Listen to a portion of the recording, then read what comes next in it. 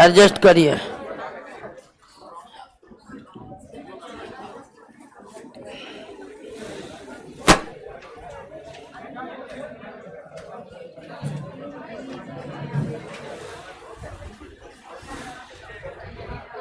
चलिए बिल्कुल शांत हो जाइए।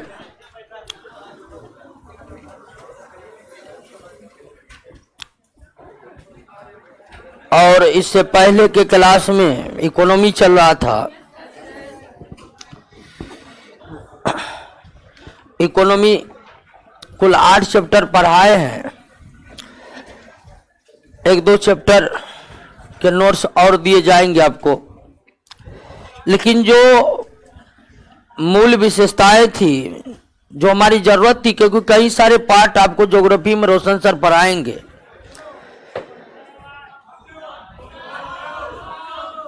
क्या हुआ? आवाज शांत रही ना, आवाज जा रही है तो आवाज जा रही है? ठीक है, ओके। तो इकोनॉमी पिछले क्लास में चल रहा था। जो जो पढ़े हैं निश्चित तौर पर याद करे किए होंगे क्वेश्चनों को। आज से नए चैप्टर की शुरुआत कर रहे हैं, नए सब्जेक्ट की ही शुरुआत कर रहे हैं। फिजिक्स है, और फिजिक्स की जहां तक सवाल है, कोई भी सब्जेक्ट है, उस सब्जेक्ट को पढ़ने का ध्येय यही होता है कि आप जो पढ़ रहे हैं उस पर आधारित प्रश्न बननी चाहिए। पूरा पढ़ लिए, पूरी तरह से समझ गए और उस पर आधारित प्रश्न ही नहीं बना तो कुछ कर नहीं पाएंगे आप। यानी कि एग्जाम निकालने की जो सबसे बड़ा सवाल यही है कि प्रश्न आप कितने से अधिक बनाने की क्षमता रखते हैं, उस आधार पर, जिस आधार पर आप कॉन्सेप्ट को पढ़े हैं।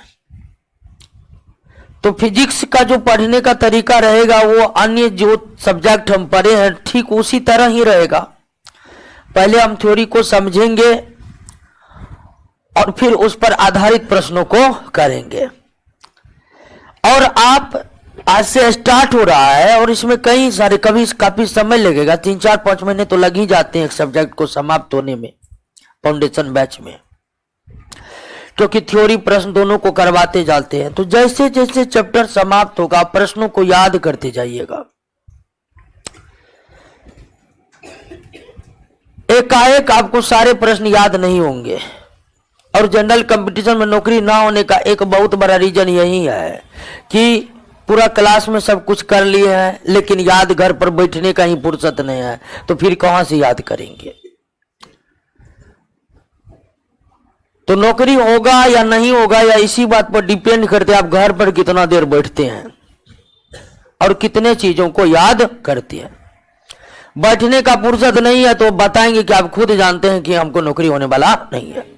खुद आप अगर 8 घंटा भी आपको घर पर बैठने का समय नहीं है तो अब हम क्या बताएंगे? आप खुद जान रहे हैं कि हमको नौकरी होने वाला नहीं है, क्योंकि 10-10-12 घंटे सीरियसली पढ़ाई करने वालों का भी कभी कभी 1 नंबर 2 नंबर के लिए मेरिट नहीं बन पाता है। जनरल कंपटीशन के भीड़ में तो आधा भीड़ उनका है जिनका भिन्न भिन्न कारणों से मेरिट नहीं बन रहे। तो आप अगर चाहते हैं अपने सीट को एकदम रिजर्व करने के, नहीं हमको सरकारी नौकरी ही करना है, तो इसके लिए सबसे जरूरी चीज जो है वो बैठना। आप में 8 से 10 घंटे बैठने की हुनर होनी चाहिए। लगातार नहीं बैठ सकते, शिफ्ट बना के कि एक बार में 4 घंटा बैठे, फिर अगली बार में 4 घंटा बैठे, फिर अगली बार में 4 घंटा बैठे। बैठने का जिस दिन हुनर पैदा हो गया तो बैठकर आप करिएगा कि गाना कितना देर सुनिएगा, उसके बाद पढ़ना स्टार्ट कीजिएगा। तो बैठने का हुनर हो गया, पढ़ने का हुनर हो जाएगा, पढ़ने का हुनर हो जाएगा, नौकरी हो जाएगा। क्योंकि बैठ कर करना क्या है वही चीज हम आपको बताएंगे आज से। तो याद रखिएगा, नौकरी करने के लिए सिर्फ कोचिंग में एडमिशन ले लेना, लेफ्ट राइट करना, उससे कुछ होने जाने वाला नहीं है। इसके लिए घर पर बैठकर रटना पड़ता है, याद करना पड़ता है। तो ध्यान रखिएगा, आज से जितना भी चीज पढ़ाएंगे, जितना भी प्रश्न करवाएंगे, प्रश्न हमारे द्वारा करवाए जाने के बाद उसका उत्तर आपके होठ पर होना चाहिए। अगर ऐसा नहीं हुआ तो यकीन मानिए आपको दुनिया लाइफ में बहुत सफलता मिलेगा, आप करोड़पति बन जाइएगा, लेकिन सरकारी नौकरी कभी नहीं हो सकता है, याद रखिएगा। ठीक है, आइए पहला जो चैप्टर है वो है फिजिकल वर्ल्ड एंड मेजरमेंट।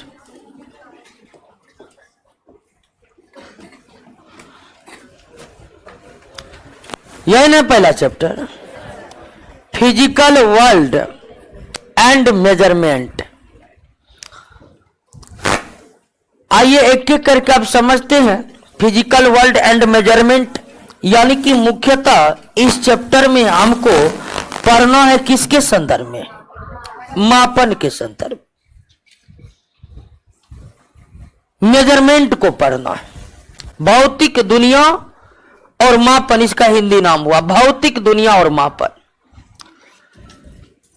तो मुख्यतः मेजरमेंट को समझना है इस चैप्टर में। लेकिन एक बात समझिए कि हम साइंस पढ़ रहे हैं और साइंस जो है ना एक प्रकार का लैटिन शब्द है। ये भी पूछा हुआ है एसएससी के एग्जाम में, वो भी कि साइंस शब्द की उत्पत्ति किन शब्दों से हुई है? लैटिन शब्द से। शब्दों की भी अपनी एक इतिहास है और उस इतिहास में आप देखेंगे कई सारे शब्द ग्रीक शब्दों की पैदाइश है और कई सारे शब्द लैटिन शब्दों की पैदाइश है। तो साइंस क्या है? साइंस जो है वो लैटिन शब्द से उत्पन्न हुआ है और साइंस का एक क्या परिभाषा होगा आप जानते होंगे, उस पर ज्यादा हम चर्चा करेंगे नहीं। और इसी साइंस का हिस्सा है दोस्तों क्या? फिजिक्स। हालांकि फिजिक्स लैटिन शब्द से ना निकलकर किस शब्द से निकला हुआ है? ग्रीक शब्द से निकला हुआ है। तो फिजिक्स शब्द जो है यह एक ग्रीक शब्दों से उत्पन्न हुआ है और इसका शाब्दिक अर्थ जो होता है दोस्तों वो होता है नेचर। क्या होता है? नेचर यानी क्या? प्रकृति। फिजिक्स ग्रीक शब्दों से उत्पन्न हुआ है जिसका शाब्दिक अर्थ क्या होता है? प्रकृति। और फिजिक्स एक ऐसा विज्ञान है, एक ऐसा साइंस है। फिजिक्स की परिभाषा कुछ इस रूप में दी जाती है दोस्तों कि फिजिक्स एक ऐसा विज्ञान है जो प्रकृति तथा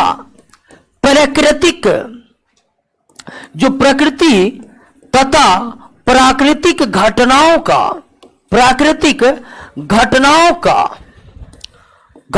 का विस्तार से वर्णन करने में हमारी सहायता करता है।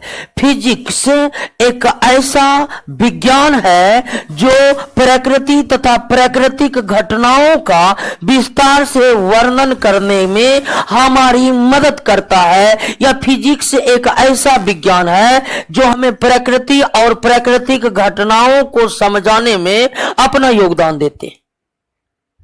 अर्थात आपको प्रकृति के बारे में जानना है, प्राकृतिक घटनाओं के बारे में जानना है, तो यही जानकारी आपको साइंस के किस हिस्से से प्राप्त होगी? फिजिक्स। फिजिक्स एक ऐसा साइंस है, एक ऐसा विज्ञान है जिसके अंतर्गत हमें प्राकृतिक और प्राकृतिक घटनाओं का विस्तार से समझने में मदद मिलता है।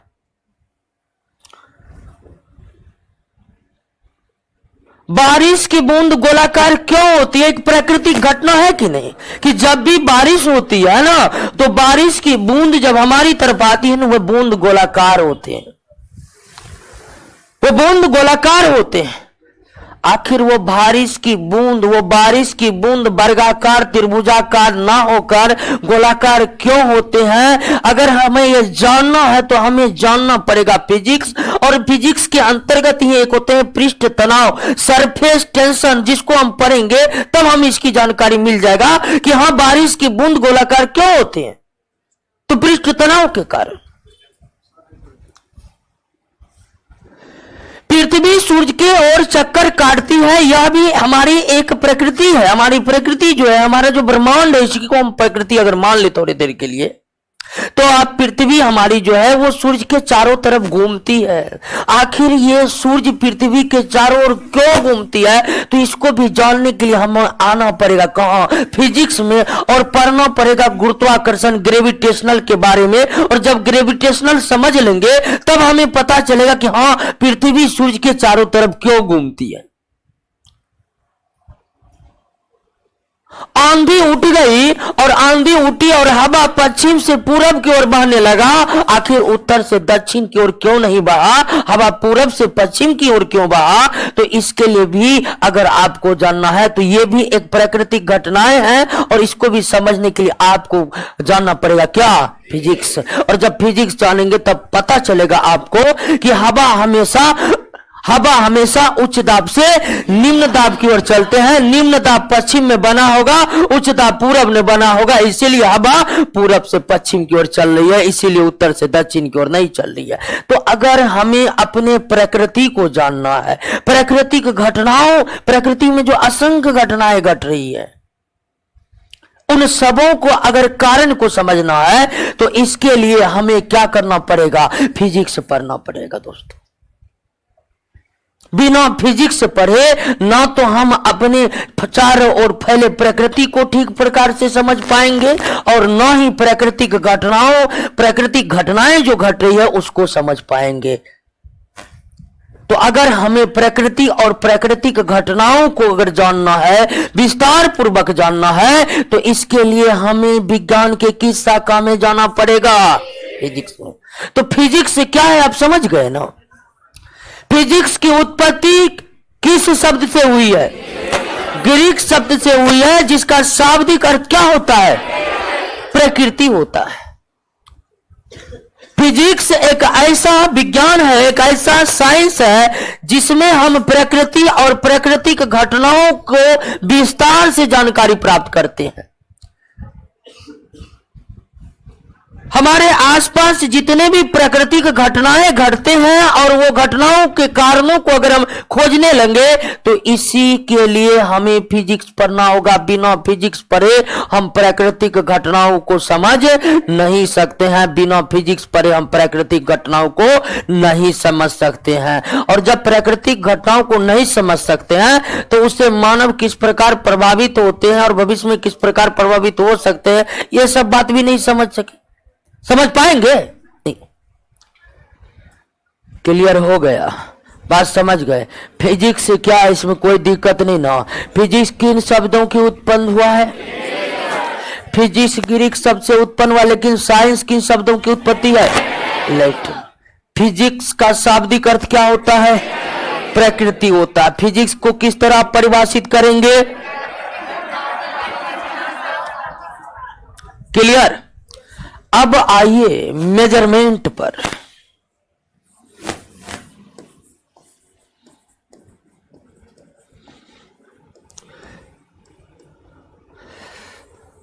मापन पर आइए। मेजरमेंट क्या है, मापन क्या है, इसमें तो थोड़ी बहुत कॉन्सेप्ट आपकी विकसित हो ही गई होगी, क्योंकि मेजरमेंट के बिना वर्तमान में जीवन जीना तो संभव है ही नहीं है। केला खरीदने जाइए, दर्जने गायब हो जाए ना तो नहीं दिक्कत हो जाएगा। तो एक बात तो कह सकते कि मापन के बिना वर्तमान जीवन जीना तो संभव है नहीं। पल पल हमें मापन की जरूरत पड़ती है, मेजरमेंट की जरूरत पड़ती है।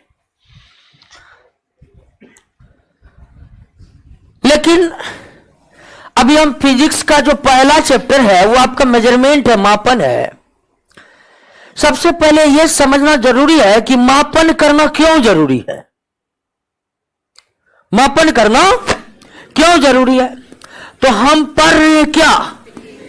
फिजिक्स पढ़ रहे हैं, और फिजिक्स में मुख्यतः क्या पढ़ा जाता है? प्राकृतिक घटनाओं के घटने का कारण खोजा जाता है। किसमें? फिजिक्स में। फिजिक्स एक ऐसा विज्ञान है जिसमें प्रकृति और प्राकृतिक घटनाओं को विस्तार से पढ़ा जाता है। तो फिजिक्स पढ़ने का मूल उद्देश्य यही है कि हम अपने प्राकृतिक घटनाओं के घटने का कारण जाने। दिन रात हो रही है तो क्यों हो रही है, इन कारणों को जाने। ऋतुएं परिवर्तित हो रही है तो क्यों हो रही है, इन कारणों को जाने। वर्षा की बूंद गोलाकार है तो क्यों हो रहा है, इन कारणों को जाने। पृथ्वी सूर्य के चारों तरफ घूम रही है तो इन कारणों को जाने। चुंबक किसी चीज को आकर्षित कर रही है, किसी चीज को आकर्षित नहीं कर रही है। ये सभी प्रकृति के रूप में, हमारी प्रकृति में घटनाएं, प्रकृति में होने वाले घटनाएं, और उन्हीं सबों का कारण हमें खोजना है। कहां पर? फिजिक्स में। तो फिजिक्स एक ऐसा विषय है, वो आप जान ही चुके हैं, जिसमें प्राकृतिक घटनाओं के घटने के कारणों को ढूंढा जाता है।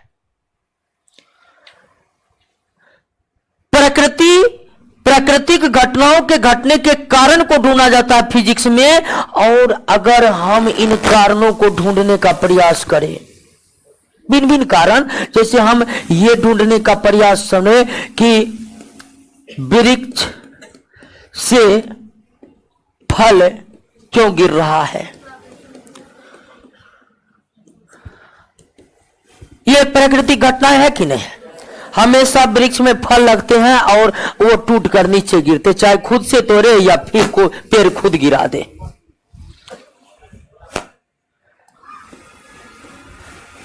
या फिर हम ये कारण, जैसे वर्षा की बूंद गोलाकार क्यों होती है, या फिर हम ये जानने का प्रयास करें कि चुंबक वस्तु को क्यों आकर्षित करती है, क्यों आकर्षित करती है। ये हमारे प्रकृति में घटने वाले घटनाएं है कि नहीं? है कि नहीं? वृक्ष से फल गिरता है, ये हमारे आसपास की प्रकृति में होता है। वर्षा की बूंद गोलाकार होती है, हम देखते हैं बारिश जब होती है।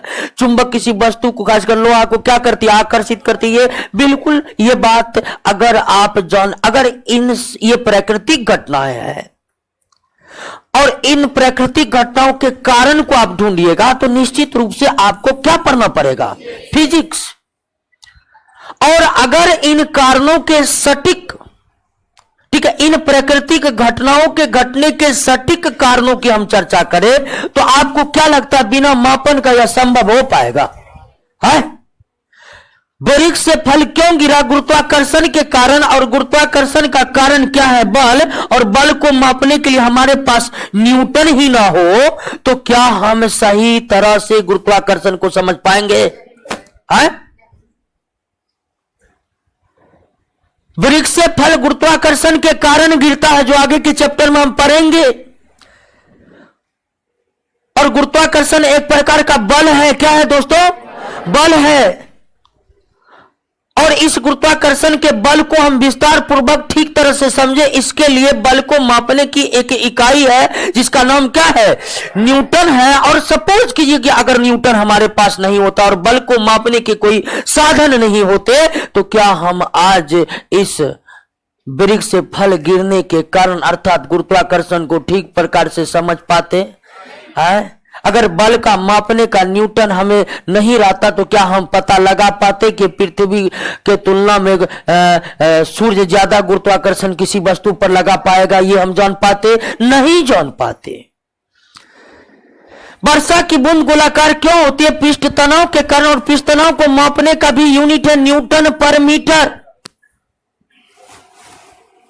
आगे हम पढ़ेंगे कि न्यूटन पर मीटर क्यों है पृष्ठ तनाव के। लेकिन अगर हमारे पृष्ठ तनाव को मापने के लिए न्यूटन पर मीटर जैसा कोई मापने का साधन नहीं होता, तो फिर हम भिन्न भिन्न वर्षा के बूंद के गोलाकार होने के कारणों को सही व्याख्या कर पाते। चुंबक वस्तु को क्यों आकर्षित करती है, तो यह तो चुंबक में आकर्षण बल होता है, लेकिन फिर भी वहां पर भी विस्तार से समझने के लिए बल को मापने के लिए क्या चाहिए, इकाई चाहिए।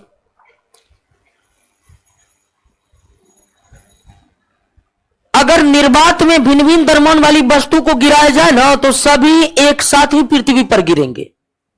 ऐसा क्यों होता है, इसके लिए भी पढ़ना, आगे हम पढ़ेंगे। लेकिन समझिए कि निर्वात में, निर्वात समझ रहे हैं ना, जीरो, कुछ भी उपस्थित नहीं है।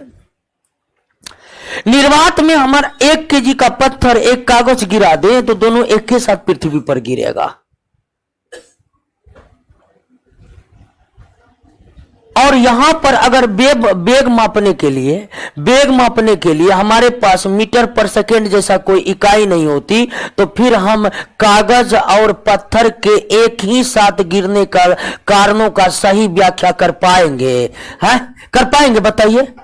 यानी सवाल यह है कि अगर आप प्राकृतिक घटनाओं का विस्तार से वर्णन करना चाहते हैं, तो आपको मेजरमेंट यानी कि मापन करने वाले साधनों को रखना अनिवार्य है। बिना मापन किए हुए आप एक कदम भी आगे नहीं बढ़ सकते।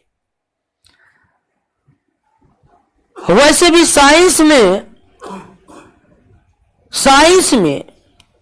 साइंस का परिभाषा है कि सावधानी पूर्वक एवं क्रमबद्ध तरीके से किए गए एक्सपेरिमेंट एंड ऑब्जर्वेशन, यानी कि सावधानी पूर्वक और क्रमबद्ध तरीके से, यानी एक एक करके जब कोई एक्सपेरिमेंट होता है, कोई ऑब्जर्वेशन होता है, उनसे जो कंक्लूजन निकलते हैं यानी निष्कर्ष निकलते हैं, उसी निष्कर्ष को क्या कहा जाता है, विज्ञान कहा जाता है। यानी विज्ञान में जो बातें लिखी गई है वो बातें एक्सपेरिमेंट और ऑब्जर्वेशन यानी प्रयोग और पर्यवेक्षण के आधार पर तय किए गए बात है। और जब आप एक्सपेरिमेंट करेंगे तो क्या ये बिना मेजरमेंट का आप कोई भी एक्सपेरिमेंट कर पाएंगे? बताइए। अगर लंबाई को मापने के लिए आपके पास मीटर ना हो, द्रव्यमान को तोलने के लिए आपके पास केजी ना हो, ठीक है, लंबाई को मापने के लिए आपके पास मीटर ना हो, द्रव्यमान को तोलने के लिए आपके पास केजी ना हो, समय को मापने के लिए आपके पास सेकंड ना हो, तो कहिए कोई भी एक्सपेरिमेंट कर पाइएगा आप? बताइए, कर पाइएगा? एक्सपेरिमेंट नहीं हो पाएगा, ऑब्जर्वेशन भी सही तरीके से नहीं हो पाएगा, मतलब साइंस का विकास नहीं होगा। यानी साइंस का विकास करना चाहते हैं तो पहले समय को मापने के लिए सेकंड खोज लीजिए, लंबाई को मापने के लिए मीटर खोज लीजिए और द्रव्यमान को मापने के लिए केजी खोज लीजिए, तब जाकर साइंस पढ़ने आइए। यानी बिना मापन का आप फिजिक्स पढ़ ही नहीं सकते।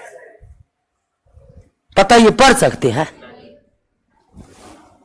तो मापन का महत्व यह है। मेजरमेंट क्यों जरूरी है दोस्तों? मेजरमेंट क्यों जरूरी है? तो मेजरमेंट इसलिए जरूरी है कि हम फिजिक्स में प्राकृतिक घटनाओं का विस्तार से वर्णन करते हैं, और प्राकृतिक घटनाओं का विस्तार से वर्णन करने के लिए मेजरमेंट जरूरी नहीं है, जरूरी ही नहीं बल्कि अनिवार्य है। इसके बिना ना कोई एक्सपेरिमेंट हो सकते हैं, ना कोई ऑब्जर्वेशन हो सकते हैं, और बिना एक्सपेरिमेंट और ऑब्जर्वेशन के प्राकृतिक घटनाओं के घटने के सही कारणों का पता नहीं लगेगा दोस्तों। क्लियर हो गया? बात समझ गए? मेजरमेंट क्यों जरूरी है आप समझे? मेजरमेंट क्यों जरूरी है समझे? फिजिक्स के अंतर्गत हम किसके बारे में विस्तार से पढ़ते हैं? किसके बारे में? प्राकृतिक घटनाओं को विस्तार से जानने के लिए एक्सपेरिमेंट और ऑब्जर्वेशन करने पड़ते हैं। एक्सपेरिमेंट और ऑब्जर्वेशन यानी प्रयोग और पर्यवेक्षण बिना मापन के संभव है।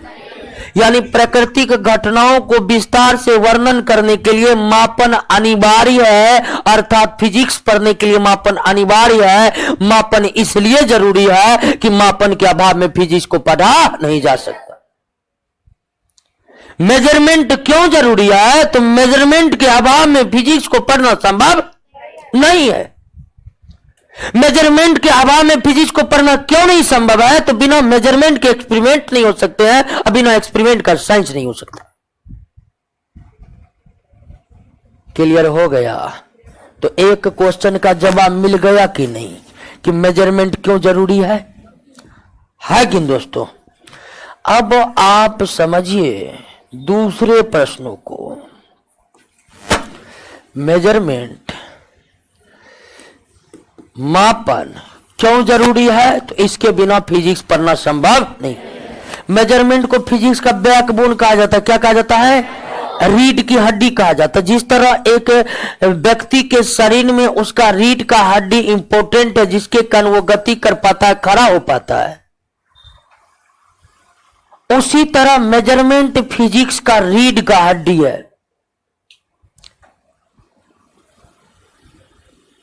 तो ये तो हम समझ गए कि मेजरमेंट क्यों जरूरी है। तो इसके बिना फिजिक्स नहीं पढ़ा जा सकता है। अब दूसरा सवाल है कि मेजरमेंट करेंगे तो करेंगे किसका? मापन तो जरूरी है, लेकिन मापन किसका किया जाए? मापन जरूरी है क्योंकि इसके बिना फिजिक्स पढ़ ही नहीं सकते। फिजिक्स क्यों नहीं पढ़ सकते? तो मेजरमेंट के बिना एक्सपेरिमेंट हो ही नहीं सकता है, और एक्सपेरिमेंट ही नहीं होगा तो साइंस कहां से होगा, फिजिक्स कहां से होगा? लेकिन अब दूसरा सवाल है कि अगर मेजरमेंट जरूरी है तो मेजरमेंट किसका किया जाएगा? मेजरमेंट किसका किया जाएगा? तो मापन, जिसका मापन किया जाता है उसे भौतिक राशि कहते हैं। उसे हम क्या कहते हैं? फिजिकल क्वांटिटी कहते हैं। मापन जिसका किया जाता है दोस्तों, उसे हम क्या कहते हैं? फिजिकल क्वांटिटी कहते हैं। भौतिक राशि क्या है? तो भौतिक राशि वो है जिसे मापा जा सके। तो मापन किसका करना होता है? भौतिक राशि का करना होता है। और आपसे पूछ देगा कि भौतिक राशि किसे कहते? तो जिसे मापा जा सके वो क्या है? भौतिक राशि है। जिसे मापा जा सके उसे क्या कहते हैं? भौतिक राशि कहते हैं। वैसे भौतिक राशि को दो तरह से परिभाषित किया जा सकता है। भौतिक राशि को, फिजिकल क्वांटिटी को कितने तरह से परिभाषित किया जा सकता है? दो तरह से। फिजिकल क्वांटिटी यानी भौतिक राशि को दो तरह से परिभाषित किया जा सकता है। पहला परिभाषा यह है कि भौतिकी यानी फिजिक्स के नियमों को व्यक्त करने के लिए जिन पदों की यानी टर्म की, जिन पदों की आवश्यकता होती है, जिन पदों की आवश्यकता होती है, उसे ही दोस्तों हम क्या कहते हैं? भौतिक राशि कहते हैं। उसे क्या कहते हैं? भौतिक राशि। भौतिक राशि फिजिकल क्वांटिटी क्या है? तो इसका परिभाषा तो यह है दोस्तों कि भौतिकी के नियमों को व्यक्त करने के लिए जिन पदों की आवश्यकता होती है उसे क्या कहते हैं? भौतिक राशि। जैसे गुरुत्वाकर्षण एक भौतिकी का नियम है कि नहीं है? और गुरुत्वाकर्षण को व्यक्त करने के लिए आपको क्या चाहिए? तो बल एक प्रकार का क्या हो गया? भौतिक राशि। जैसे भौतिकी में एक नियम है ना, संवेग संरक्षण का नियम। तो संवेग संरक्षण नियम को प्रदर्शित करने के लिए हमें क्या चाहिए? संवेग चाहिए। संवेग एक प्रकार का क्या हो गया?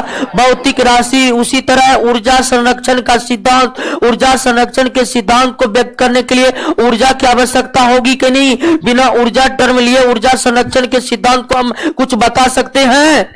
नहीं बता सकते। तो ऊर्जा भी एक प्रकार का क्या हो गया? भौतिक राशि। तो भौतिक राशि वो राशि है जिसमें फिजिक्स के भौतिकी के नियमों को व्यक्त किया जाता है, या भौतिकी के नियमों को व्यक्त करने के लिए जिन जिन पदों की आवश्यकता होगी उसे हम क्या कहेंगे, बल्कि।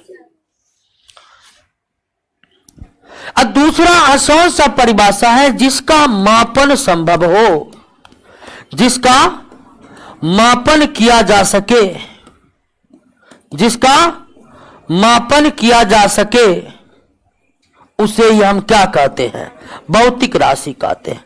उसे ही हम क्या कहते हैं दोस्तों, भौतिक राशि कहते हैं। जिसका मेजरमेंट किया जा सके वही फिजिकल क्वांटिटी है।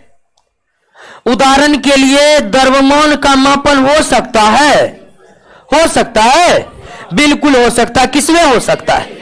तो इसीलिए द्रव्यमान एक प्रकार का भौतिक राशि है। भोजन खा रहे हैं, चाउमीन खा रहे हैं, स्वाद क्या किलो है, माप लेंगे? बताइए। भोजन में स्वाद होता है ना, स्वाद, स्वाद, क्या वो स्वाद को मापा जा सकता है? क्या ये स्वाद को मापना संभव है?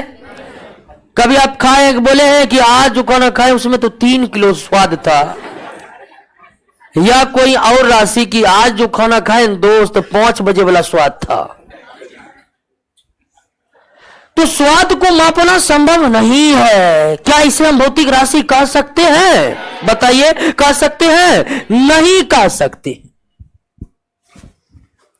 उसी तरह टेम्परेचर, तापमान, तापमान का, क्या ये तापमान एक भौतिक राशि है दोस्तों? बिल्कुल है, क्योंकि इसे डिग्री सेल्सियस या डिग्री फ़ारेनहाइट में आप माप सकते हैं। डिग्री सेल्सियस या डिग्री फ़ारेनहाइट में आप माप सकते हैं, इसीलिए यह भौतिक राशि है। लेकिन मान लीजिए किसी को चढ़ गया एकदम 440 वोल्ट वाला गुस्सा,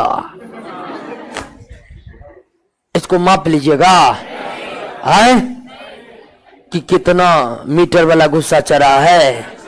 इसे क्या हम भौतिक राशि कह सकते हैं? बताइए, कह सकते हैं? तो भौतिक राशि क्या है? तो जिसे मापा जा सके उसे ही क्या कहते हैं? जिन जिन राशियों को, जिन जिन क्वांटिटियों को आप माप सकते किसी भी तरह। अगर किसी को मापने के लिए प्रत्यक्ष कोई यूनिट मौजूद, प्रत्यक्ष कोई चीज नहीं है, अगर अप्रत्यक्ष तरीके से भी अगर किसी चीज को मापना है, मापा जा सकता है, तो उसे हम क्या कहते हैं? भौतिक राशि कहते हैं।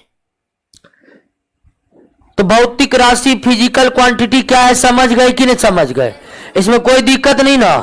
तो दोस्तों एक बात फिर से आइए कि अगर आपसे पूछे कि मापन क्यों जरूरी है, तो मापन इसलिए जरूरी है कि इसके बिना फिजिक्स को पढ़ना संभव है, इसलिए मापन जरूरी है। मापन के बिना फिजिक्स पढ़ना क्यों संभव नहीं है? तो फिजिक्स या कोई भी साइंस जो है वो एक्सपेरिमेंट और ऑब्जर्वेशन पर आधारित होते हैं, और बिना मेजरमेंट का हम एक्सपेरिमेंट या ऑब्जर्वेशन कर ही नहीं पाएंगे। इसी कारण हम मापन के बिना फिजिक्स नहीं पढ़ पाएंगे। तो मापन इसलिए जरूरी है क्योंकि इसके बिना फिजिक्स पढ़ा नहीं जा सकता है। मापन यानी मेजरमेंट को फिजिक्स का बैकबोन कहा जाता है, रीढ़ की हड्डी कहा जाता है। दूसरा प्रश्न है कि अगर हम मापन जरूरी है तो मापन किसका करेंगे? तो मापन जिसका किया जाता है उसे हम क्या कहते हैं? भौतिक राशि वही राशि है, फिजिकल क्वांटिटी वही क्वांटिटी है जिसका मेजरमेंट करना संभव है। अर्थात जिसका आप मेजरमेंट नहीं कर पा रहे हैं, जिसका आप मेजरमेंट नहीं कर पा रहे हैं, वह भौतिक राशि नहीं है। हालांकि भौतिक राशि को दो तरह से परिभाषित किया जाता है, लेकिन आसान परिभाषा यही है कि जिसको मापा जा सके वही भौतिक राशि है, या जिससे मापा जा सके वही भौतिक राशि है, या भौतिक राशि वो है जिसका मापन संभव हो। दो तरह से बोल सकते हैं। दूसरा परिभाषा कि भौतिकी में असंख्य नियम है। भौतिकी में कई सारे नियम है। ऊर्जा संरक्षण का सिद्धांत, संवेग संरक्षण का सिद्धांत, न्यूटन का शीतलन नियम, गुरुत्वाकर्षण का नियम, कूलम का नियम, फैराडे का नियम, वगैरह वगैरह वगैरह कई सारे नियम है। और उन नियमों को व्यक्त करने के लिए जिन जिन टर्म की आवश्यकता होती है, भौतिकी के नियमों को व्यक्त करने के लिए जिन जिन टर्मों की आवश्यकता होती है, उसे ही हम क्या कहते हैं? भौतिक राशि कहते हैं। या जिसका मापन संभव हो उसे भौतिक राशि कहते हैं। या भौतिक राशि वो है जिसका मापन किया जा सकता है। क्लियर? यहां तक समझ गए? मापन क्यों जरूरी है इस बात को समझे। मापन किसका किया जाएगा वो बात समझे। है मापन किसका किया जाएगा? किसका? भौतिक राशि का। तो भौतिक राशि क्या इसमें कोई दिक्कत है दोस्तों? भौतिक राशि क्या इसमें कोई दिक्कत? आइए दोस्तों अब फिर से एक बार भौतिक राशि को समझते हैं।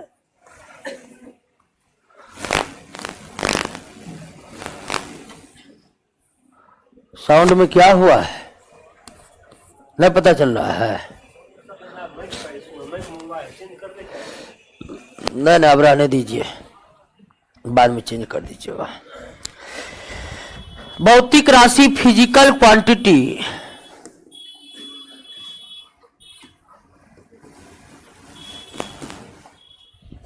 क्या है ये तो समझ गए, इसमें कोई दिक्कत नहीं ना। भौतिक राशि किसे कहते हैं दोस्तों? जिसे मापा जा सके उसे क्या कहते हैं? जिसे मापा नहीं जा सके उसे भौतिक राशि कहेंगे? नहीं। दूसरा परिभाषा क्या दिए थे? भौतिकी के नियमों को जिन पदों में व्यक्त किया जाता है उसे क्या कहते हैं? अब यह जो भौतिक राशि है, फिजिकल क्वांटिटी है, दो टाइप्स के होते हैं। एक बेसिक या फंडामेंटल। भौतिक राशि कितने प्रकार के होते हैं? दो प्रकार के। एक है भौतिक मूल भौतिक राशि यानी कि बेसिक या फंडामेंटल क्वांटिटी, और दूसरा है ड्राइव्ड। ड्राइव्ड यानी क्या? व्युत्पन्न भौतिक राशि। भौतिक राशि भी कितने प्रकार के हो गए दोस्तों? दो प्रकार के, बेसिक और ड्राइव्ड। फंडामेंटल या ड्राइव्ड। बेसिक को फंडामेंटल भी कहते हैं। ऐसी भौतिक राशि जो अपने आप में स्वतंत्र है यानी किसी पर निर्भर नहीं है। ऐसी भौतिक राशियां जिसको परिभाषित करने के लिए अन्य किसी भौतिक राशियों की सहायता नहीं ली जाती है, उसे हम क्या कहते हैं? ऐसी भौतिक राशि जिसको परिभाषित करने के लिए किसी अन्य भौतिक राशि की आवश्यकता नहीं ली जाती है, तो उसे हम क्या कहते हैं? मूल भौतिक राशि कहते हैं। और व्युत्पन्न ऐसी भौतिक राशि जिसको परिभाषित करने के लिए मूल भौतिक राशि की जरूरत पड़ती है, उसे क्या कहते हैं? उदाहरण के लिए दोस्तों कि आज का जो जैसे कि लंबाई एक मूल भौतिक राशि है।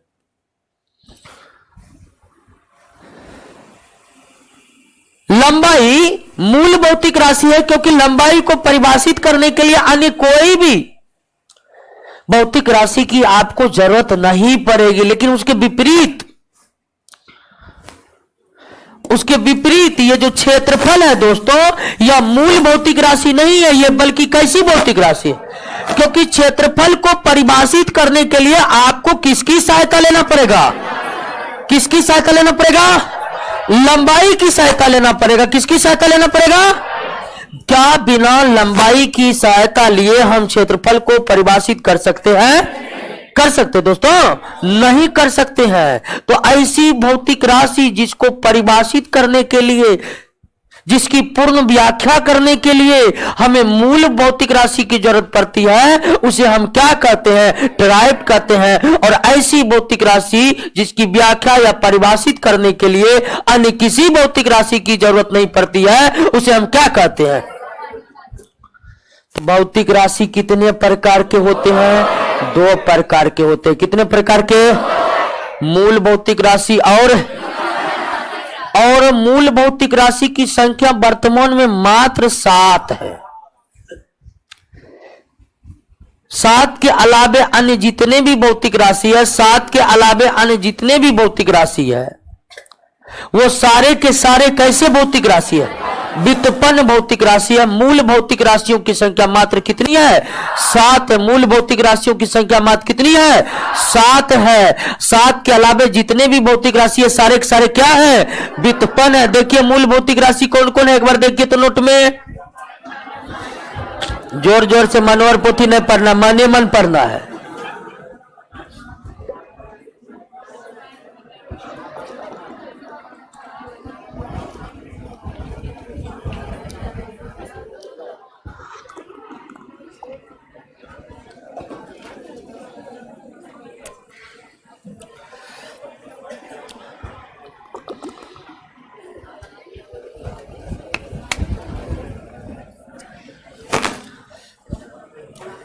बात जीत नहीं, कोई कम न देगा दोस्तों।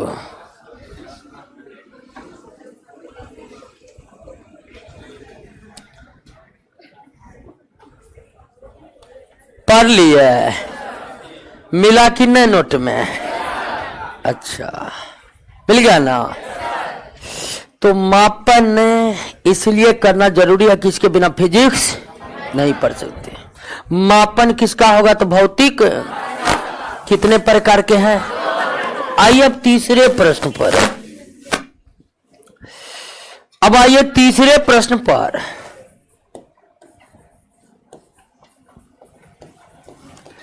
अगर आप ये भी जान लिए कि मापन क्यों जरूरी है, तो इसके बिना फिजिक्स आप पढ़ ही नहीं पाइएगा। आप ये भी जान लिए कि मापन किसका करेंगे, तो भौतिक राशि का करेंगे। अब तीसरा सवाल है कि अगर भौतिक राशि का मापन करेंगे तो करेंगे कैसे? मापन होगा कैसे? मापन किया कैसे जाता है? मापन अगर भौतिक राशि का मापन किया जा सकता है तो कैसे करेंगे? मापन के लिए, मेजरमेंट के लिए किन किन चीजों की आवश्यकता होती है?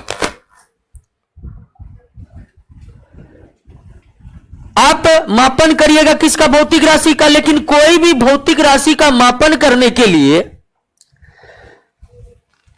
आपको कितनी चीजों की आवश्यकता है? तो कोई भी भौतिक राशि का मापन करे या मेजरमेंट जब भी आप करिएगा, मेजरमेंट करने के लिए दो चीज आवश्यक ही नहीं बल्कि क्या है? अनिवार्य है। और वो दो चीज में है, पहला यूनिट, यूनिट यानी क्या? मात्रक। और दूसरा क्या है? नंबर। दूसरा क्या है दोस्तों? नंबर यानी क्या? संख्या। किसी भी भौतिक राशि के मापन के लिए, किसी भी भौतिक राशि के मापन के लिए कितने चीजों की आवश्यकता है? दोनों की आवश्यकता है। मतलब दोनों में किसी एक के अभाव में मापा जाना संभव है। तो भौतिक राशि के मापन के लिए कौन कौन सी चीज आवश्यक है? यूनिट और नंबर। यूनिट और नंबर ये मेजरमेंट के लिए अनिवार्य है, इसके बिना मापन संभव नहीं है। अब नंबर क्या है? इसमें तो कोई दिक्कत होगा नहीं आपको। 1 2 3 4 ही क्या है? नंबर है। नंबरों को भी गणितज्ञ ने कई भागों में विभाजित कर दिया है, तो वो गणित वाले का क्षेत्र है। लेकिन हमको नंबर से मतलब कुछ यही है, 1 2 3 4 ही नंबर है, जिसको बताने की कोई जरूरी नहीं है। ये आप जानते हैं। ठीक है, मेजरमेंट के लिए नंबर चाहिए तो ये तो पता ही आपको नंबर क्या है। अब समझना है कि यूनिट क्या है। तो जितने भी भौतिक राशि है, भौतिक राशि समझ गए ना? लंबाई, द्रव्यमान यानी मास, समय, ठीक है, विद्युत धारा, तापमान वगैरह वगैरह, ये सब क्या है? भौतिक राशि है। कौन भौतिक राशि है? मूल भौतिक राशि। तो मापन के लिए कितने चीजों की आवश्यकता है? कौन कौन? मात्रक और संख्या। तो आप समझते ही है मात्रक क्या, इसको समझ लीजिए। तो कोई भी भौतिक राशि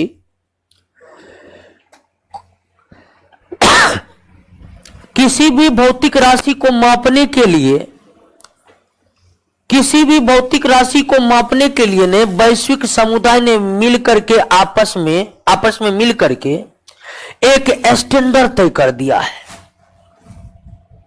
बात को समझे कि नहीं समझे?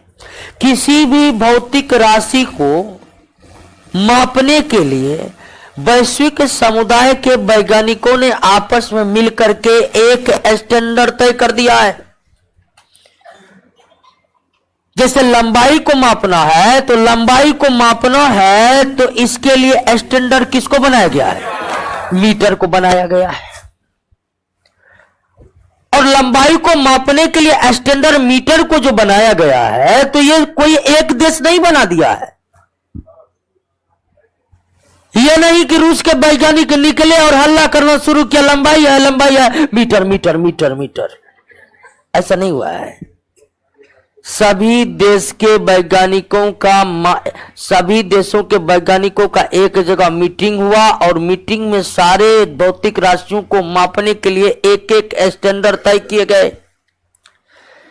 लंबाई को मीटर में ही मापना है और सब मीटर में ही मापेंगे। ये सारे वैश्विक समुदायों ने मिलकर के तय किया हुआ है। किसी एक देश की इसमें सहमति से नहीं हो रहा है कि लंबाई को मीटर में मापा जाएगा।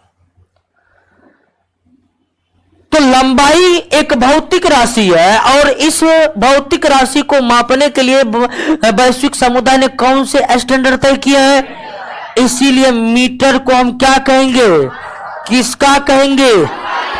तो मात्रक क्या है?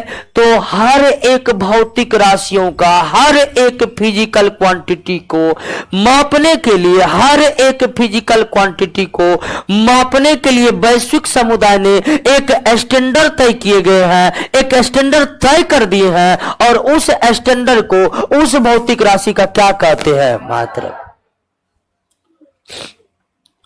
तो मात्रक, किसी भौतिक राशि का मात्रक एक स्टैंडर्ड है, एक मानक है, जिसको सभी वैश्विक समुदाय के वैज्ञानिकों ने मिलकर के तय किया है।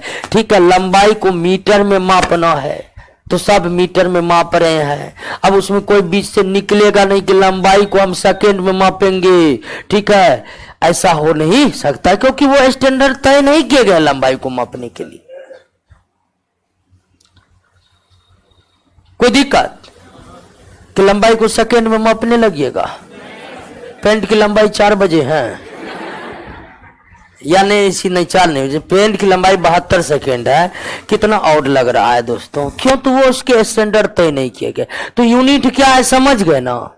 है यूनिट में कोई दिक्कत नहीं ना है। और नंबर तो आप जान ही रहे हैं। तो मापन के लिए कितने चीजों की आवश्यकता है? 2 चीजों की आवश्यकता। कौन कौन? यूनिट और दोनों की एक साथ आवश्यकता है। दोनों की एक साथ आवश्यकता है। दोनों में किसी एक के अभाव में मापा जाना संभव। आपको कहेगा घर का लंबाई कितनी है और नंबर आपके पास रहेगा ही नहीं।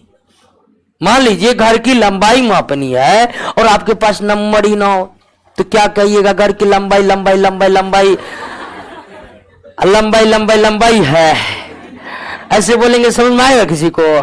तो वहां पर आपको 1 2 3 4 का होना बहुत जरूरी है ताकि हम बोल सके घर की लंबाई 2 मीटर है कि 4 मीटर है कि 3 मीटर है। 2 4 3 रहेगा ही नहीं तो क्या हम घर के लंबाई को मापन कर सकेंगे? तो किसी भी भौतिक राशि का मापन के लिए 2 चीजों का होना अनिवार्य है, वो भी एक साथ उपस्थिति अनिवार्य है। 2 में किसी एक के अभाव में हम मेजरमेंट नहीं कर सकते हैं। यूनिट के अभाव में भी मेजरमेंट करना संभव नहीं है और नंबर के अभाव में भी मेजरमेंट करना संभव नहीं है। क्लियर हो गया? समझ गए ना? तो 3 बातों का आंसर मिल गया ना। मापन क्यों जरूरी है?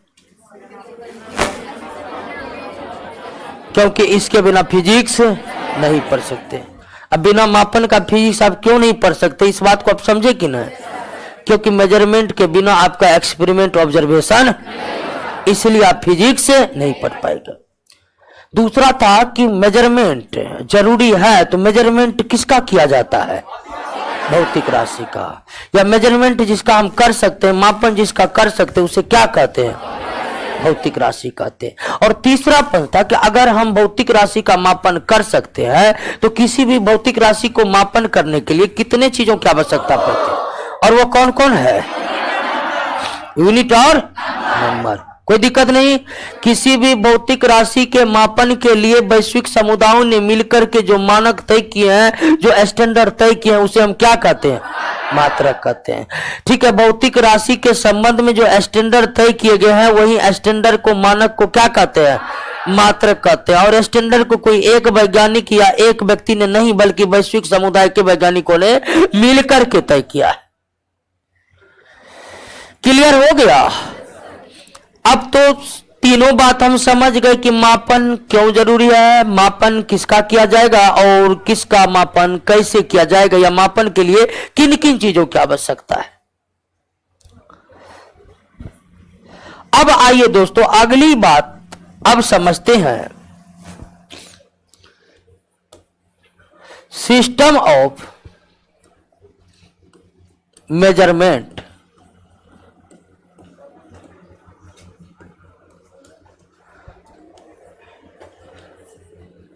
अब क्या समझना है दोस्तों? सिस्टम ऑफ मेजरमेंट यानी कि मापन की पद्धतियां।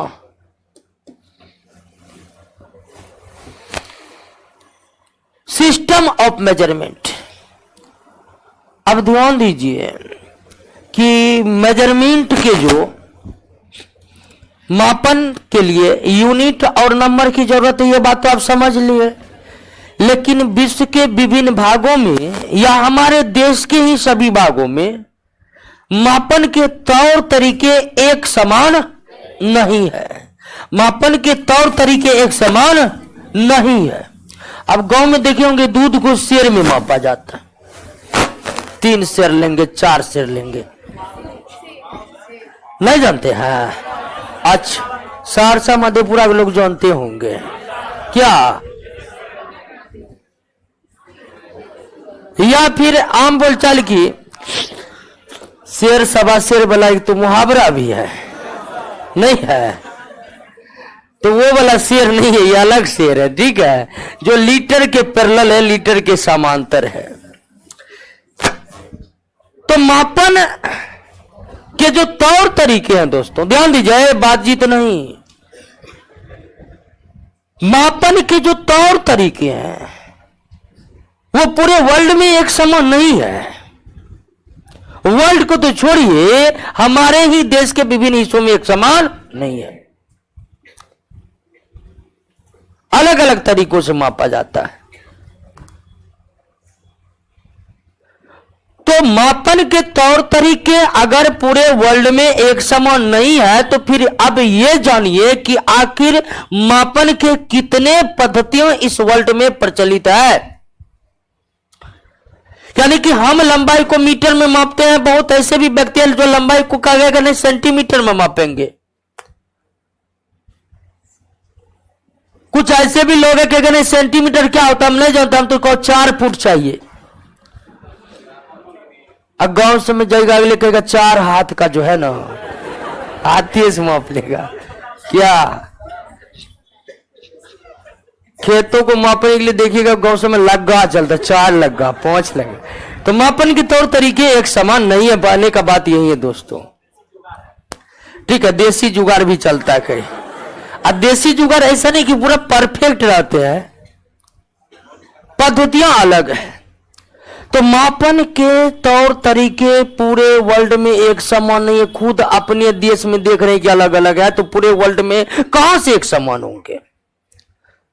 तो आखिर पूरे वर्ल्ड में मापन की कौन कौन सी पद्धतियां प्रचलित है? तो पूरे वर्ल्ड में मापन की मुख्य 3 पद्धतियां प्रचलित है। मुख्य कितने पद्धतियां प्रचलित है? 3 पद्धतियां प्रचलित है। मुख्य कितनी पद्धतियां प्रचलित है? 3 पद्धतियां प्रचलित है। और पहला है आपका FPS सिस्टम।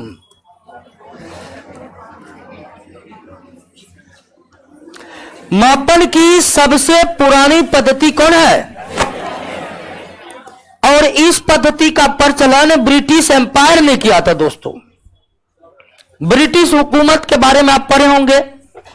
अब ब्रिटिश हुकूमत न सिर्फ हमारे भारत पर थी, बल्कि विश्व के अधिकांश जगहों पर ब्रिटिश ने अपना राजशाही स्थापित किया था। पूरा इतिहास ब्रिटिश के शासन से भरा पड़ा हुआ दोस्तों। तो ब्रिटिश जो उस लंबे एम्पायर एक खड़ा किया था, उसी के जमाने में मापन की ये पद्धतियां प्रचलित की गई थी और आज भी ब्रिटिश में ये प्रचलन में होंगे हैं। और इसी कारण एफपीएस को हम ब्रिटिश, ठीक है, एफपीएस को हम क्या कहते हैं दोस्तों, ब्रिटिश सिस्टम भी कहा जाता है। मापन का मेजरमेंट का ब्रिटिश सिस्टम कहा जाता है। मापन के किस सिस्टम को, एफपीएस सिस्टम को। एफपीएस सिस्टम वो सिस्टम है जिसमें लेंथ को दोस्तों किसमें मापा जाता है, फुट में मापा जाता है, ठीक है। मास को दोस्तों, मास को किसमें मापा जाता है, पाउंड में मापा जाता है। किसमें मापा जाता है, पाउंड में मापा जाता है। और टाइम को किसमें मापा जाता है, सेकेंड में मापा जाता है। किसमें मापा जाता है, सेकेंड में, ठीक है। एफपीएस सिस्टम वो सिस्टम है जिसमें लंबाई को फुट में, द्रव्यमान को पाउंड में, ठीक है, द्रव्यमान को पाउंड में और टाइम को सेकेंड में मापा जाता है। और अगर अपने हाल के हम लोगों का जान पहचान वाला इस यूनिट से अगर मेल खिलाएगा तो हम लोग लेंथ यानी लंबाई को किसमें मापते हैं, मीटर में। तो एक फुट बराबर अगर आप जानना चाहिएगा तो 0.30 मीटर होता है। और जिस तरह मास, हम लोग को मास को केजी में मापते हैं, तो एक पाउंड बराबर, ठीक है, एक पाउंड बराबर होता है 0.45 केजी। तो एफपीएस सिस्टम और हम जो वर्तमान समय में प्रचलित सिस्टम यूज कर रहे हैं, तो उसके संबंध में यही एक रिलेशन बनता है। एक फुट बराबर कितने मीटर के बराबर होते हैं, 0.30 का। एक पाउंड कितने केजी के बराबर होते हैं, क्लियर हो गया। ये सब छोटे मोटे बात लिखा कीजिए, याद रखिए। हाँ, नहीं तो पता चलेगा परीक्षा में पूछ दिया कि एक फुट बराबर कितना मीटर है और आपको याद नहीं है, इसलिए वो प्रश्न नहीं बना आपसे। वही प्रश्न नहीं बनने के कारण आपका मेरिट नहीं बना, आप नौकरी के बाहर सड़क पर घूम रहे हैं। जनरल कंपटीशन में यही दिक्कत है, कब आपसे क्या छूटेगा कहना मुश्किल है। तो इसीलिए छोटे मोटे बात जो आते रहेंगे, जैसे आप मान लीजिए कि एक फुट बराबर कितना मीटर होता है, एक पाउंड बराबर कितना केजी होता है, इसमें कोई दिमाग लगाने की बात नहीं है, इसमें यादें रखने की बात है कि आप याद रखिए। कोई दिमाग लगेगा इसमें? तो इन सब छोटे मोटे बातों को याद करिए। तो एफपीएस सिस्टम को ब्रिटिश हुकूमत ने इस वर्ल्ड में प्रसारित किया था, इसलिए एफपीएस सिस्टम को किस नाम से जाना जाता है, ब्रिटिश सिस्टम को। और एफपीएस सिस्टम क्या है, तो इसमें ज्यादा दिमाग लगाने की जरूरत है नहीं है। मापने की एक ऐसी पद्धति जिसमें लंबाई को फुट में, द्रव्यमान को पाउंड में और समय को सेकेंड में मापा जाए, उसे ही हम क्या कहेंगे, एफपीएस सिस्टम। मापन की ऐसी पद्धतियां जिसमें लंबाई को फुट में, द्रव्यमान को पाउंड में और समय को सेकेंड में मापा जाता है, उसे हम क्या कहेंगे, एफपीएस सिस्टम। तो एक ही सिस्टम चलता है मापने का, एक ये सिस्टम है फुट, पाउंड और सेकेंड। मापने का दूसरा सिस्टम है सीजीएस सिस्टम।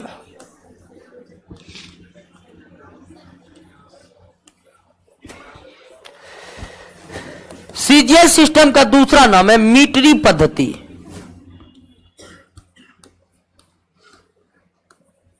सीजीएस सिस्टम का दूसरा नाम क्या है दोस्तों, हाँ, मीटरी पद्धति। लेकिन इसका संबंध मीटर से नहीं है दोस्तों, इसका संबंध मीटर से नहीं है।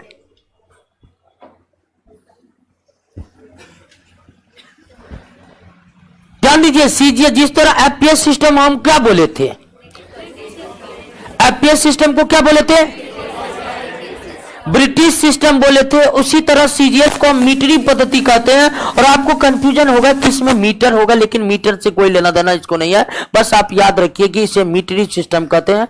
अब जब एफपीएस को आप समझ गए हैं तो मीटरी सिस्टम यानी सीजीएस को समझने में कोई दिक्कत होगा नहीं। ऐसा जिसमें लेंथ यानी लंबाई को किसमें मापा जाता है, सेंटीमीटर में, सेंटीमीटर का सिंबल यही है। द्रव्यमान यानी मास को किसमें मापा जाता है, ग्राम में मापा जाता है। टाइम यानी समय को किसमें मापा जाता है, सेकंड में मापा जाता है। यानी सेकंड का सिंबल वैसे लीगल सिंबल जो है ऐसी है। तो मापने की ऐसी पद्धति जिसमें लेंथ को सेंटीमीटर में, मास को यानी द्रव्यमान को ग्राम में और टाइम को किसमें, सेकंड में मापा जाए, उसे क्या कहेंगे, सीजीएस सिस्टम कहेंगे। सीजीएस सिस्टम का अन्य दूसरा नाम क्या है, सीजीएस सिस्टम का दूसरा नाम क्या है, मीटरी सिस्टम।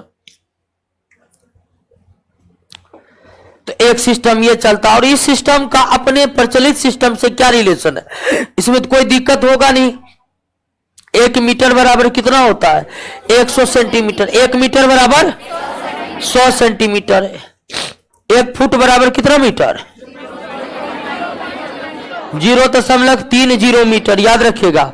उसी तरह 1 केजी बराबर कितना ग्राम, 1000 ग्राम। तो सीजीएस सिस्टम भी हम लोगों के जीवन में रचा बचा सिस्टम है, मापने का नहीं है। हम अपने दैनिक जीवन में इन सिस्टमों का खूब इस्तेमाल करते हैं कि नहीं करते।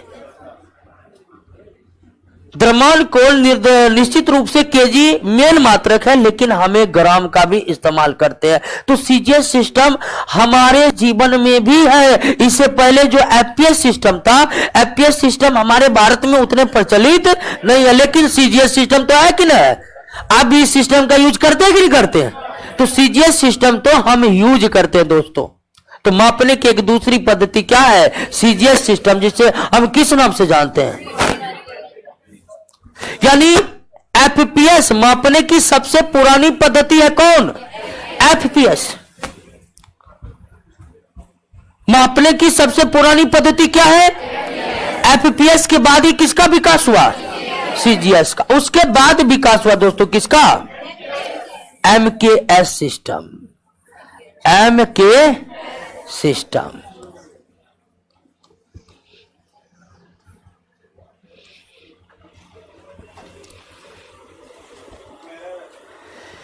एमकेएस सिस्टम, एमकेएस सिस्टम यानी कि मास के लिए क्या दोस्तों, मीटर, ठीक है, सॉरी,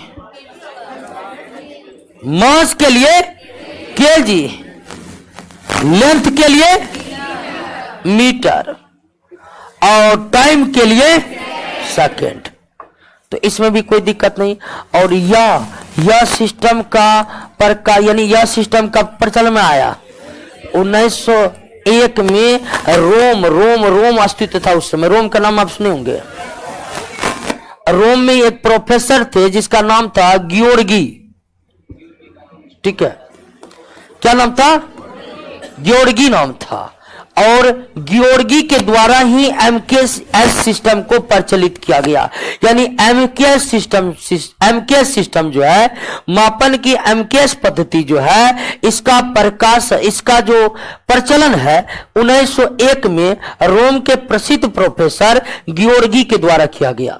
यानी इस सिस्टम को प्रचलित करने में जो सबसे बड़ा योगदान है वो किनका है, गियोर्गी का है। तो मापने की मुख्य रूप से 3 पद्धतियां प्रचलित थी पूरे वर्ल्ड में, एफपीएस, सीजीएस और एमकेएस, जिसमें सबसे पुराना एफपीएस था और सबसे नवीन कौन था दोस्तों, एमकेएस सिस्टम था। सबसे नवीन कौन था, एमकेएस सिस्टम।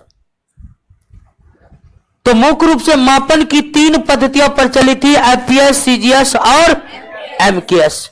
एमकेएस को गियोर्गी सिस्टम भी कहा जाता है। एमकेएस को क्या कहा जाता है, गॉर्गी सिस्टम की कहा जाता है। एफपीएस को ब्रिटिश सिस्टम भी कहा जाता है, एफपीएस को ब्रिटिश सिस्टम भी कहते हैं। उसके बाद सीजीएस को मिलिट्री सिस्टम भी कहते हैं, और एमकेएस को क्या कहते हैं? गॉर्गी सिस्टम भी कहते हैं। तो मापन की 3 पद्धतियां प्रचलित थी। कितनी पद्धतियां? 3 पद्धतियां प्रचलित थी। अब 3 पद्धतियां प्रचलित थी तो हर विश्व के भिन्न भिन्न क्षेत्रों में मापने की पद्धतियां क्या हो जाया करती थी? अलग अलग हो जाया करती थी। और जब विश्व के विभिन्न भागों में मात्रकों की पद्धतियां 3-3 चल रही थी, जिसके कारण विश्व के विभिन्न भागों में मापने की तौर तरीके क्या हो जाते थे? अलग हो जाते थे। और मापने के तौर तरीके अगर विश्व के विभिन्न भागों में अलग हो जाते थे, इनके कारण ढेर सारे असावधानियां उत्पन्न होने लगी। बात को आप समझ रहे हैं कि विश्व के विभिन्न हिस्सों में 1901 ईस्वी तक मापने की कितनी पद्धतियां प्रचलित हो चुकी थी? 3-3। विश्व के विभिन्न हिस्सों में मात्रकों की 3-3 पद्धतियां प्रचलन के कारण सबसे बड़ा दिक्कत हो रहा था इंटरनेशनल बिजनेस में, अंतर्राष्ट्रीय व्यापार में। कई चीजों में मुश्किलों का सामना करना पड़ेगा, लेकिन अंतर्राष्ट्रीय व्यापार में और भी कई सारा दिक्कत। आपने यहां मीटर से नाप के कपड़ा को इंग्लैंड भेजा, इंग्लैंड वाला फुट में माप रहा है, ठीक है। इधर से पूछ रहे कितना मीटर हुआ, उधर चूका रहा इतना फुट हुआ। सिस्टम गड़बड़ आ जाएगा कि नहीं गड़बड़ है? आप केजी में मापने के लिए केजी में माप करके ले गए, और ऑस्ट्रेलिया जो गए ना वहां का पाउंड में मापा जा रहा है। आपका दिमाग इन काम कर रहा है। तो मापने की भिन्न भिन्न तौर तरीकों के कारण कई ज्यादा असुविधाएं उत्पन्न होने लगी, खासकर अंतर्राष्ट्रीय व्यापार में तो और भी कई ज्यादा असुविधाएं उत्पन्न होने लगी।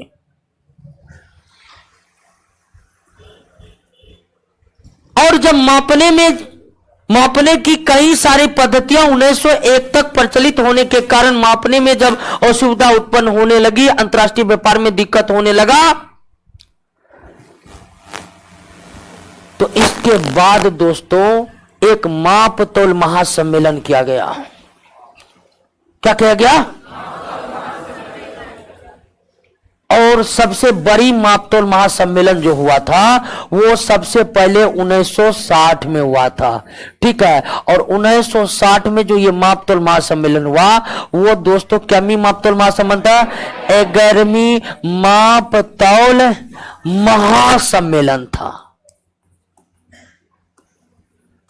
मापतोल महासम्मेलन जो पेरिस में, फ्रांस की राजधानी पेरिस में हो रहा था। उससे पहले 10 बार हो चुका था पेरिस में, लेकिन उस सब का उतना कोई महत्व। 11वीं मापतोल महासम्मेलन किस वर्ष आयोजित किए गए? 1960 में आयोजित किए गए। कहां आयोजित किए गए? पेरिस में आयोजित किए गए। कहां आयोजित किए गए? पेरिस में आयोजित किए गए।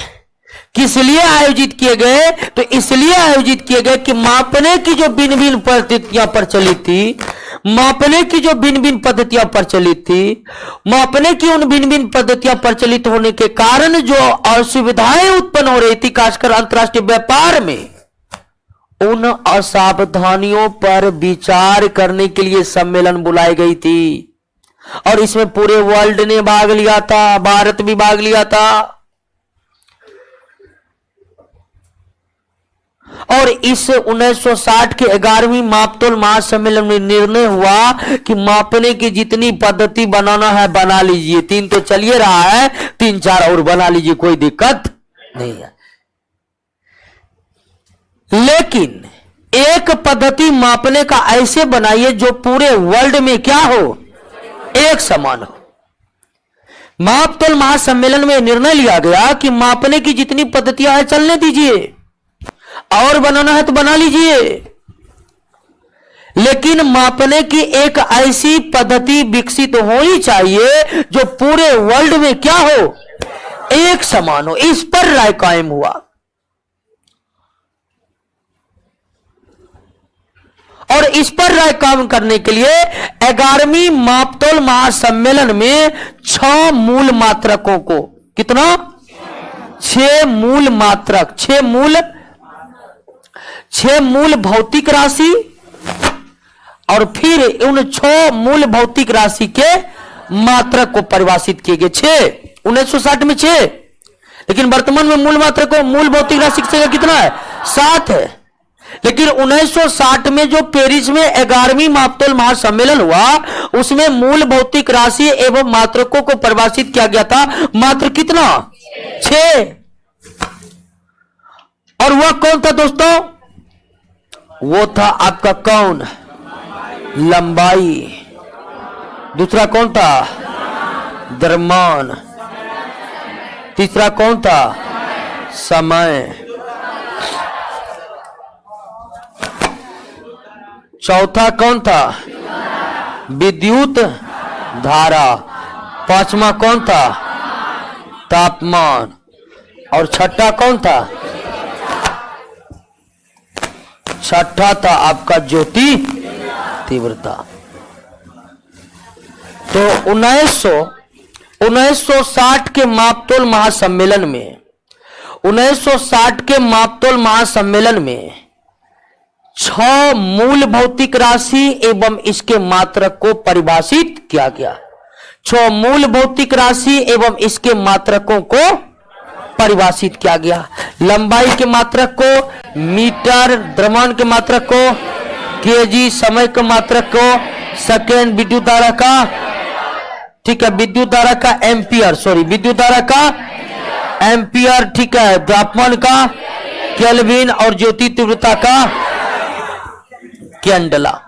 कैंडला को सिंबल में क्या लिखते हैं। तो इस तरह से 1960 में 6 मूल भौतिक राशि और उसके मात्रकों को परिभाषित किया गया और कहा गया कि आप जिन पद्धतियों का इस्तेमाल कर रहे हैं करिए, लेकिन एक पद्धति ऐसा बनाइए जो पूरे वर्ल्ड में क्या हो, समान हो। तो उस पे सहमति यही बनी कि मीटर लंबाई को जिसको जिसमें मापना है मापो, लेकिन बगल में मीटरों में माप करके उसके बगल में लिख दो। उसके बाद 1960 में 11वीं मापतोल महासम्मेलन हुआ और उसके बाद 1970 ईस्वी में 14वीं मापतोल महासम्मेलन हुआ।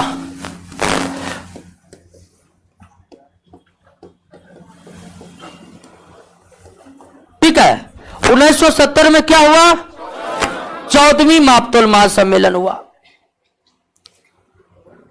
अब 14वीं महासम्मेलन में एक और मूल भौतिक राशि को परिभाषित किया गया, एक और मूल भौतिक राशि को प्रदर्शित किया गया और वो 7वां बना और वो था क्या, पदार्थ की मात्रा। वो क्या था दोस्तों, पदार्थ की मात्रा। पदार्थ की मात्रा जो है, ठीक है, पदार्थ की मात्रा जो है, इसके मात्रक को क्या बनाया गया, मोल बनाया गया। इसके मात्रक को क्या बनाया गया, मोल। उसके बाद 14वीं मापतोल महासम्मेलन में, 14वीं यानी कि 1960 से जो मापतोल महासम्मेलन हो रहा था वो इसलिए हो रहा था कि मापन की एक ऐसी पद्धति विकसित किया जाए जो पूरे वर्ल्ड में क्या हो, एक समान हो।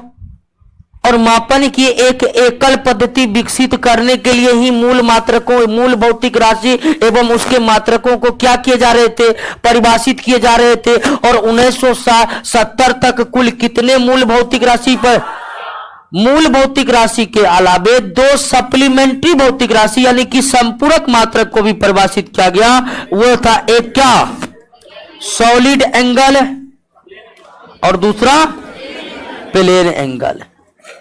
प्लेन एंगल को मापने के लिए रेडियन और सॉलिड एंगल को मापने के लिए एस्टेरेडियन का मात्रक बनाया गया।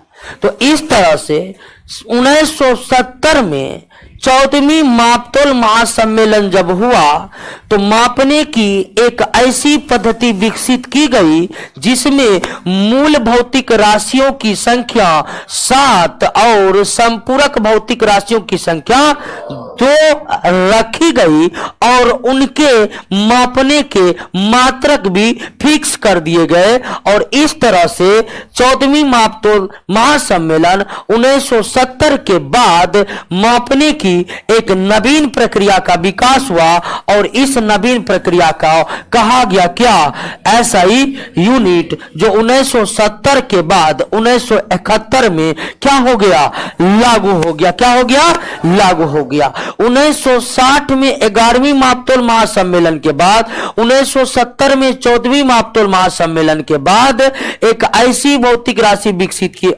एक ऐसी मापने की पद्धति विकसित की गई जिसमें मूल भौतिक राशियों की संख्या 7 एवं उसके मात्रक को परिभाषित किए गए और साथ साथ 2 संपूरक मात्रक बनाए गए और उसके मात्रकों को परिभाषित किया गया।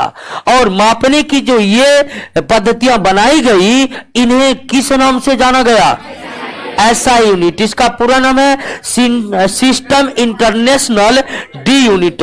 सिस्टम इंटरनेशनल डी यूनिटस, जो लागू कब हुआ, 1900 का फैसला हो गया था 1917 में और सहमति बनाकर 1971 में पूरे विश्व में क्या हो गया, लागू कर गया। तो एसआई सिस्टम वर्तमान में अंतरराष्ट्रीय सिस्टम है जो पूरे वर्ल्ड में क्या है, मान्य है। निश्चित तौर पर आज एफपीएस सिस्टम का भी प्रचलन है, सीजीएस सिस्टम का भी प्रचलन है, एमकेएस सिस्टम का भी प्रचलन है, लेकिन जो सिस्टम का सबसे ज्यादा प्रचलन है वो क्या है, यानी एसआई यूनिट पूरे वर्ल्ड में क्या है दोस्तों। और इस एसआई यूनिट में मूल भौतिक राशि की संख्या कितनी है, 7 है। इस एसआई यूनिट में मूल भौतिक राशि की संख्या कितनी है। अब मूल भौतिक राशि के मात्रक को मूल मात्रक कहते हैं, मूल भौतिक राशि के मात्रक को, तो एसआई यूनिट में मूल मात्रकों की संख्या कितनी है, 7 है। संपूरक मात्रकों की संख्या कितनी है, सप्लीमेंट्री यूनिट की संख्या कितनी है, 2 है। क्लियर। और उसके बाद जितने भी है सब डराइव्ड है, 7 के बाद जितने भी है सब क्या है, ड्राइव्ड फिजिकल क्वांटिटी है। और ड्राइव्ड फिजिकल क्वांटिटी के यूनिट को ड्राइव्ड यूनिट कहा जाता है, व्युत्पन्न मात्रक कहा जाता है। तो जिस तरह भौतिक राशि को हम 2 भागों में बांटे थे, जिस तरह भौतिक राशि को हम 2 भागों में बांटे थे दोस्तों, जिस तरह भौतिक राशि को हम 2 भागों में बांटे थे, तो उसी तरह मात्रक भी कितने भाग में बंट जाएंगे, 2 भाग में, बेसिक यूनिट और डराइव्ड यूनिट। बेसिक यूनिट की संख्या कितनी है, तो जितनी बेसिक क्वांटिटी की संख्या कितनी। तो इस तरह 1970 में 14वीं मापतोल महासम्मेलन के बाद मापने की जो एकल पद्धति पूरे विश्व में विकसित हुई, उसे किस नाम से जाना जाए, एसआई यूनिट को कब लागू किया गया। कोई दिक्कत, समझ गए। अब ध्यान दीजिए कि मापने के लिए एकल पद्धति तो ऐसा यूनिट बन गया, समझ रहे ना बातों को, दिक्कत नहीं हो रहा है। दिक्कत होगा तो समझिए पढ़ने में बहुत दिक्कत होता है दोस्तों, समझे ना। हाँ, तो इसलिए ना हल्का पल्का दिक्कत हो तो बहुत दिक्कत हो रहा। हाँ, सरकारी नौकरी वो है जिसको दिक्कत से लड़ने का क्षमता है, ठीक है। बहुत ऐसा, कभी कभी तो आपको भूखा रहना पड़ेगा फिर भी पढ़ना पड़ेगा, ठीक है ना। अब बहुत ऐसी में हार जाता है, एक दिन में भूखे रहने का क्षमता नहीं है।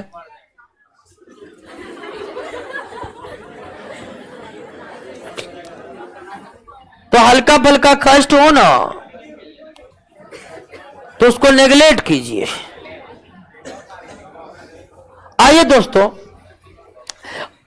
1971 में जो मापने की अंतरराष्ट्रीय पद्धति विकसित की गई और उस अंतरराष्ट्रीय पद्धति का क्या नाम पड़ा, इसमें तो क्लियर हो गया कि लंबाई को सब मापेगा मीटर में, द्रव्यमान को सब मापेगा केजी में,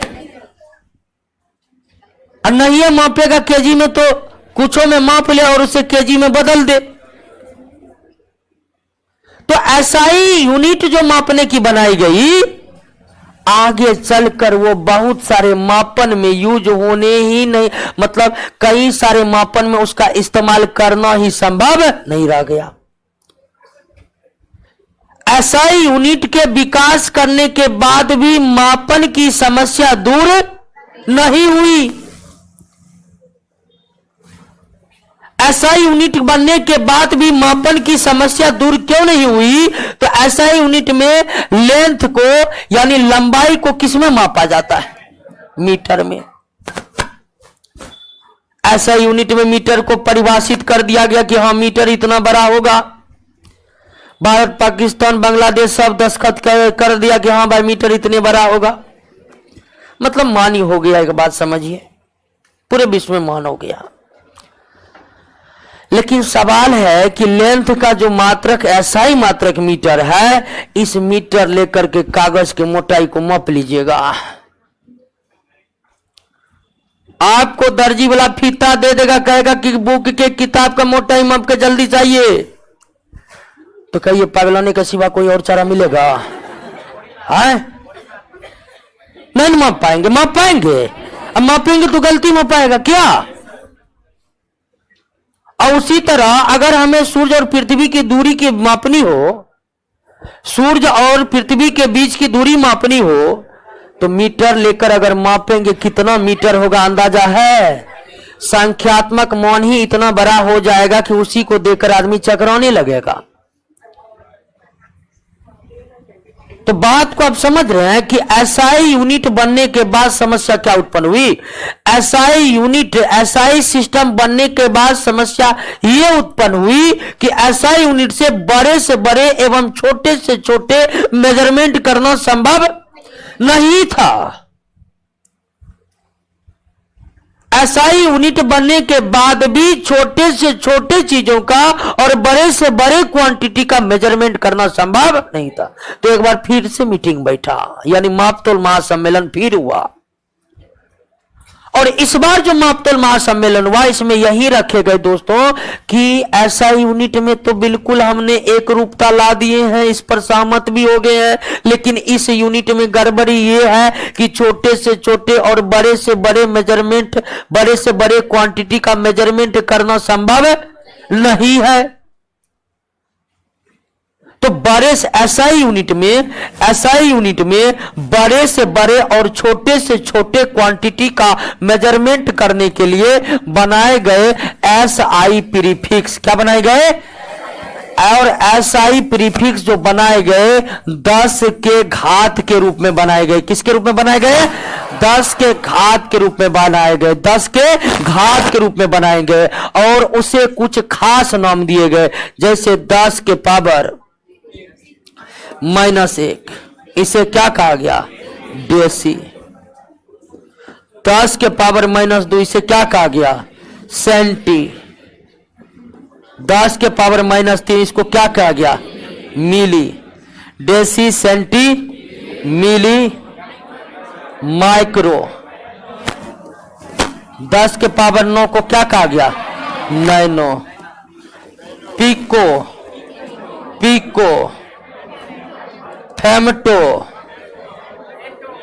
फेमटो और एटो।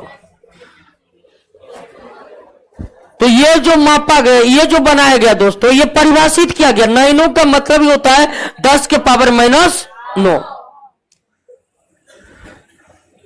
यानी छोटे से छोटे मापों को मापने के लिए, छोटे से छोटे मेजरमेंट करने के लिए 10 के ऋणात्मक घात बनाए गए और उन्हें विभिन्न नाम दिया गया।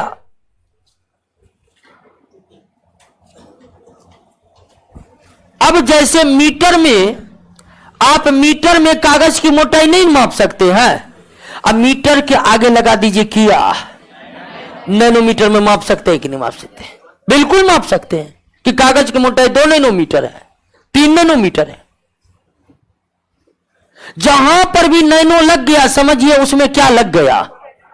जैसे आपको कहेगा कि एक नैनो एम्पियर बराबर कितना एम्पियर, तो 10 के पावर 9 एम्पियर। आपसे पूछेगा 1 नैनोमीटर बराबर कितना मीटर, 10 के पावर 9 मीटर। आपसे पूछेगा कि 1 एक पिको टेम्परेचर, एक पिको केल्विन बराबर कितना केल्विन? 10 के पावर 12 केल्विन। तापमान का मात्रक केल्विन है और कम से कम तापमान को मापना है तो उसके आगे क्या लगा दीजिए? पिको लगा दीजिए। तो एक पिको केल्विन बराबर, तो पिको बराबर क्या होता है? 10 के पावर माइनस, तो एक पिको केल्विन बराबर 10 के पावर 12। किसी भी मात्रक के आगे लगा दीजिएगा वो उसमें इतना का परिवर्तन आ जाएगा। जैसे 1 सेंटीमीटर बराबर कितना मीटर? 10 के power minus 2 metre. 1 micro ampere बराबर कितना एम्पियर? 1 फेम्टो सेकेंड बराबर कितना सेकेंड? 10 के पावर 15 सेकेंड। 1 एटो केजी बराबर कितना केजी? 10 के पावर माइनस 18 केजी। 1 एटो केजी बराबर कितना केजी? 10 के पावर माइनस। तो छोटे से छोटे मेजरमेंट को मापने के लिए 10 के ऋणात्मक घात बनाए गए। और ये कभी कभी पूछ देगा कि 1 पिकोमीटर बराबर कितना मीटर होगा? तो पिको का मतलब ये होता है कितना? 10 के पावर। यह आपसे पूछ देगा कि 1 नैनो सेकेंड बराबर कितना सेकेंड? या पूछा जा सकता है 1 मिली केल्विन बराबर कितना केल्विन? कोई दिक्कत नहीं। तो छोटे से छोटे माप को मापने के लिए 10 के ऋणात्मक घात बनाए गए और बड़े से बड़े मापों को मापने के लिए 10 के धनात्मक घात बनाए गए। 10 के धनात्मक घात में 10 के पावर 1 डेका। 10 के पावर 1 को क्या कहते हैं? डेका। 2 को क्या कहते हैं? हेक्टो। 3 को किलो। 6 को मेगा। 9 को गीगा। गीगा। 12 को टेरा। 15 को पेटा। 18 को एक्जा। क्लियर हो गया? तो बड़े से बड़े मापों के लिए 10 के धनात्मक घात बनाए गए दोस्तों। अब पेटा, मान लीजिए 1 पेटा मीटर बराबर कितना मीटर? 10 के पावर।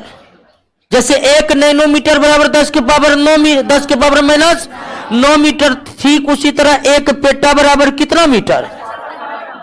उसी तरह आपसे पूछ देगा कि 1 मेगा एम्पियर बराबर कितना एम्पियर? 10 के पावर 6 एम्पियर। 1 हेक्टो केल्विन बराबर कितना केल्विन? 10 के पावर।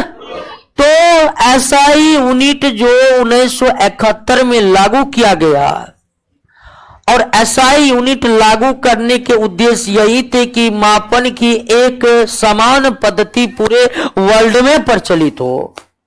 उसको तो लागू कर दिया गया और लागू करते ही समस्या एसआई यूनिट में यही उत्पन्न हुई कि एसआई यूनिट में बड़े से बड़े और छोटे से छोटे मापों को करना संभव नहीं था। बड़े से बड़े और छोटे से छोटे मापों को मापने के लिए एसआई प्रीफिक्स तय किए गए। बात नहीं, एसआई प्रीफिक्स तय किए गए। एसआई प्रीफिक्स 10 के घातों के रूप में है और 10 के घातों के रूप में कैसे है तो वो दोस्तों याद करने वाली विषय है। तो 1-2 बार आप देखिएगा आपको याद हो जाएगा। तो एसआई यूनिट में मूल मात्रकों की संख्या कितनी है? 7। 7 के अलावा और जितने भी है सब क्या है दोस्तों? ड्राइव्ड यूनिट है। सारे क्या है? Derived unit. अब है कि मूल मात्रक तो हम समझ गए 7 है। ड्राइव्ड यूनिट की संख्या हजारों लाखों में होंगे। तो ड्राइव्ड यूनिट क्या है? इसमें कोई दिक्कत नहीं रहा है। व्युत्पन्न मात्रक क्या है? तो व्युत्पन्न भौतिक राशि के मात्रक को ही क्या कहेंगे? और फिजिक्स में उन 7 को छोड़कर अन्य जितने भी है सब क्या है दोस्तों? व्युत्पन्न मात्रक। जैसे 7 मात्रक समझ गए। जैसे वेग एक भौतिक राशि है, लेकिन यह कैसी भौतिक राशि है? व्युत्पन्न। और इसका मात्रक मीटर पर सेकेंड जो है यह भी कैसी मात्रक हो जाएगा? व्युत्पन्न मात्रक। तो मेजरमेंट के मूल बातों को आप समझे कि नहीं समझे? अब समझना है कि व्युत्पन्न मात्रक कितने होते दोस्तों। तो जैसे जैसे हम फिजिक्स पढ़ना चालू करेंगे ना, वैसे वैसे आपको व्युत्पन्न मात्रकों के बारे में पता चलते जाएगा। उदाहरण के लिए जैसे ही हम मोशन पढ़ेंगे, आपको किसके बारे में पता चल जाएगा? वेग के बारे में पता चल जाएगा, त्वरण के बारे में पता चल जाएगा। जैसे ही हम आगे गुरुत्वाकर्षण पढ़ेंगे, उसके बारे में आपको बल के बारे में पता चल जाएगा, आकर्षण विकर्षण बल के बारे में पता चल जाएगा। तो व्युत्पन्न मात्रक को अभी एक एक करके पढ़ना ठीक नहीं रहेगा। जैसे जैसे चैप्टर आते जाएंगे, व्युत्पन्न मात्रक आते जाएंगे दोस्तों, तो यहां तक कोई दिक्कत नहीं ना। आइए नेक्स्ट क्लास में इस चैप्टर को हम खत्म कर देंगे।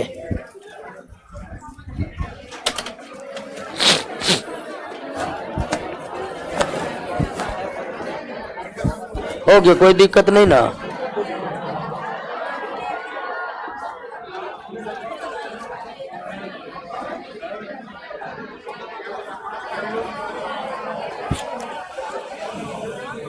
पांच मिनट के बाद बंद किए कि ना? थोड़ा देर के बाद बंद करिए।